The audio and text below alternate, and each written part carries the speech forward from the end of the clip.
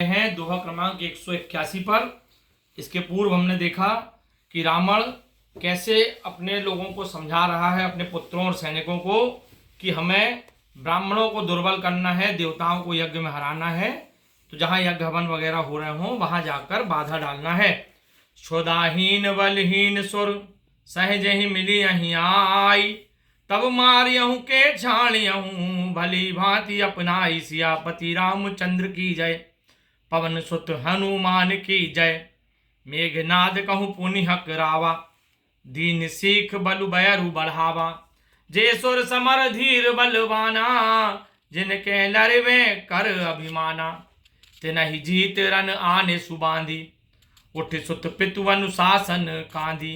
एहि विधि सब ही आज्ञा दीनी, आपनु चलेउ गदा कर लीनी।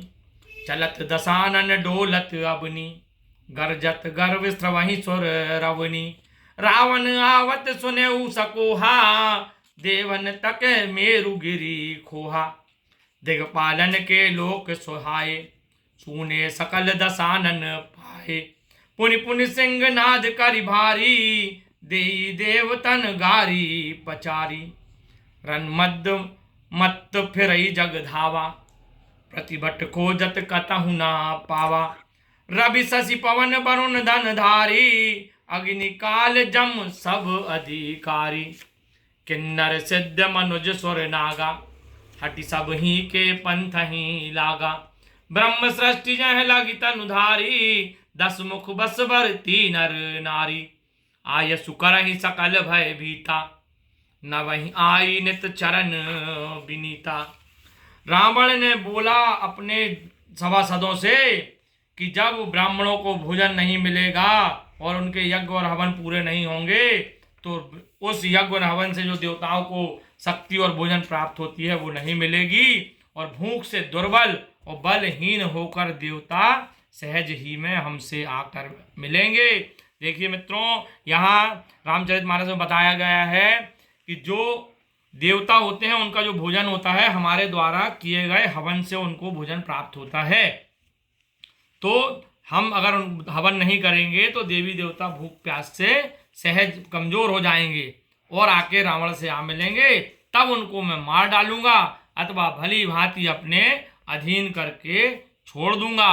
फिर रावण ने मेघनाद को बुलाया और सिखा पढ़ाकर उसके बल वैभव को उत्तेजना दी और कहा, हे पुत्र, देवता रण में धीर गंभीर और बलवान हैं और जिन्हें लड़ने का अभिमान है, उन्हें तुम युद्ध में जीत कर और बांध कर लाना। इंद्रजीत ने अपने बेटे से उठकर पिताजी की आज्ञा को सिरोधार किया। इसी तरह उसने सबको आज्ञा दी और खुद भी अपने हाथ में गदा लेकर चल दिया। रावण के चलने से पृथ्वी जगमगाने लगी और उसकी गर्जना से देवमणियों के गर्भ गिरने लगे। रावण क्रोध सहित आते हुए देवताओं ने सुमेरु पर्वत की गुफाएं तकी, अर्थात रावण को क्रोध में आते हुए जो देवता लोग थे वो सुमेरु पर्वत की गुफाओं में आश्रय उन्होंने लिया। और सारे दिक्पालों ने, रावण के सारे दिक्पालों ने सुंदर लोगों को रावण ने सूना पाया, उसके दिक्पालों ने सूना पाया।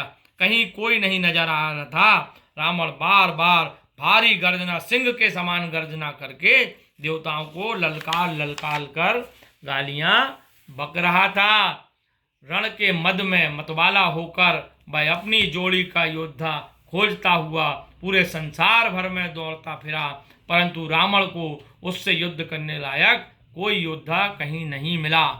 सूर्य, चंद्रमा, वायु, कुबेर, वरुण, अग्नि, काल और यम आदि सब कोई भी उससे टकराने लायक नहीं थे। कोई भी किन्नर, कोई भी सिद्ध मनुष्य, देवता और नाग, सभी के पीछे वह हठपूर्वक पड़ गया। किसी को भी उसने शांति से नहीं जीने दिया।